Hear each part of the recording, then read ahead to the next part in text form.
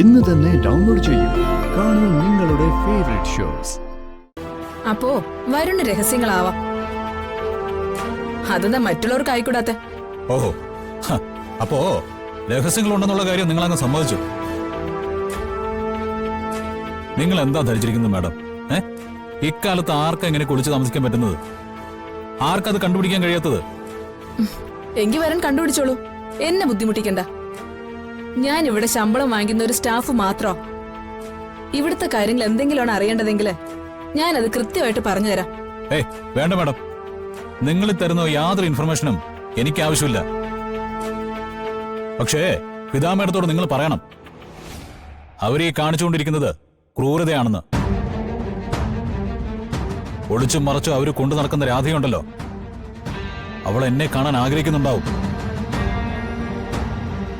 അത് ഒരുപാട് കാലം നിങ്ങൾക്കൊന്നും മറച്ചു വെക്കാൻ പറ്റില്ല. നിങ്ങൾക്ക് മാത്രമല്ല, വേറെ ആർക്കും. ഇവിടെ നിന്ന് അങ്ങോട്ട് അടുത്ത 24 മണിക്കൂറിനകം പിതാമയുടെ എവിടെ ഉണ്ടെന്ന് ഞാൻ കണ്ടുപിടിച്ചിരിക്കും. രാധയോട് ഞാൻ സംസാരിച്ചിരിക്കും. മാഡം, ഇതൊരു ചലഞ്ചായിട്ട് തന്നെ എടുത്തോ.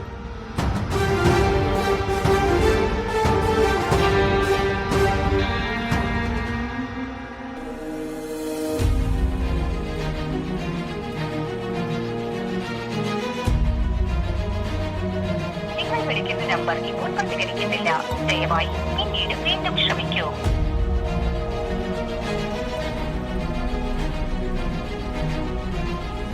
The number you are trying to reach is not responding. Please try again later. ഫോൺ വിളിച്ചിട്ട് കിട്ടുന്നില്ലല്ലോ.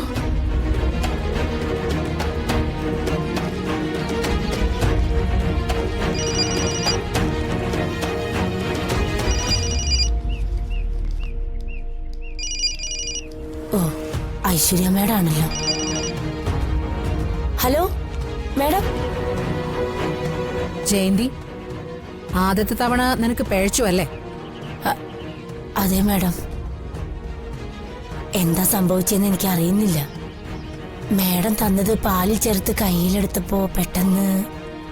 ചെയ്യാനുള്ള മനസ്സാണ് ആദ്യം ഉണ്ടാവേണ്ടത്. കൈയും മനസ്സും വരച്ചാ നിനക്കത് പൂർത്തിയാക്കാൻ പറ്റില്ല. ഞാൻ എന്താ മേഡം ചെയ്യേണ്ടത്? എനിക്ക് ഇനി കാത്തിരിക്കാൻ പറ്റില്ല. ഇന്നത് നടന്നിരിക്കണം. മനസ്സിലായോ? എനിക്കും രാമേട്ടനും ഒരു കുഴപ്പം വരാത്ത രീതിയിൽ ചെയ്യാനാ ഞാൻ ശ്രമിക്കുന്നത്. അതിനൊരു വഴി ഞാൻ കണ്ടെത്തിയിട്ടുണ്ട്. ഇന്ന് എന്നെ ചെയ്തോളാം മേഡം.